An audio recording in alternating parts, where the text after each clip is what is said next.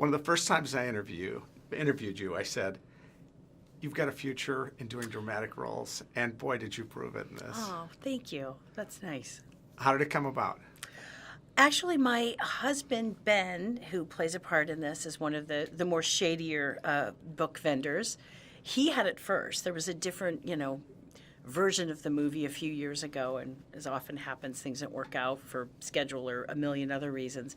And I had read it when he had it, and I just thought, I read it in, record time, and I came out and I was like, this script is so good. Like this is like a 1 in a million that you get to read. It's so incredible. I was so excited for him to be a part of it.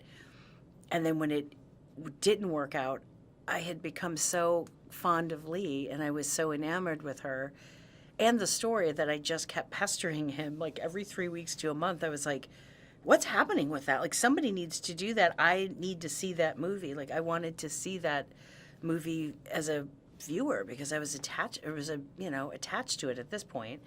And then I just kept kind of poking at it, and then I was like, well, could I do it? So I kind of wormed my way into Ben's movie. For those that don't know the story, can you describe Lee? Lee Israel was a prominent, did a fair amount of writing, was successful at it in the 80s, and fell on hard times. And the one thing she could do well was write. She was an excellent writer. But personality-wise, she was very difficult, very prickly, not a person that got along with other people. So really, writing was her vehicle to the outside world and her one way to kind of survive and maintain her life. And when that went away, she was kind of backed into a corner of, what would any of us do? If you can't survive, if you can't take care of yourself, what do you do in the worst case scenario? And she started fabricating and forging letters from some of the greatest writers of her times, Dorothy Parker and Noel Coward. And she was getting away with it and selling them. And then the FBI came in, and she was convicted of that. But in the process, she, meets someone, she's very isolated and kind of an invisible person.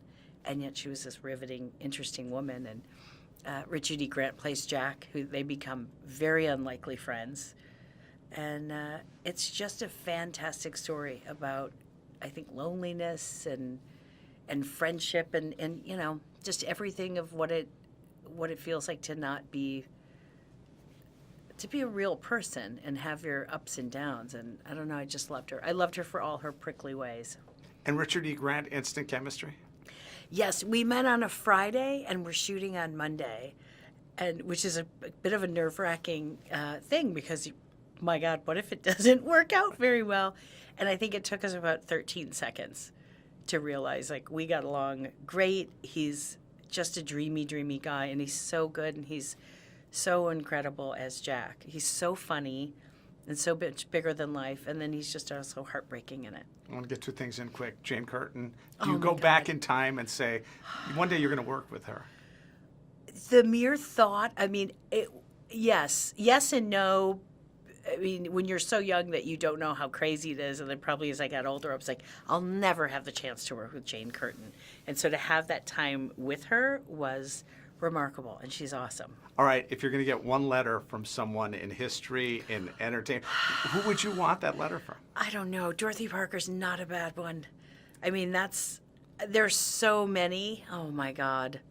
I would stick with Dorothy Parker, but I'd be able to, give you a list of 100 without too much energy. I leave telling you Gilbert Gottfried sends his love to you. You tell him I said hello. No, I won't. I am sick of him. I'm done with him. Thank you. Okay, good So to happy see you. for you.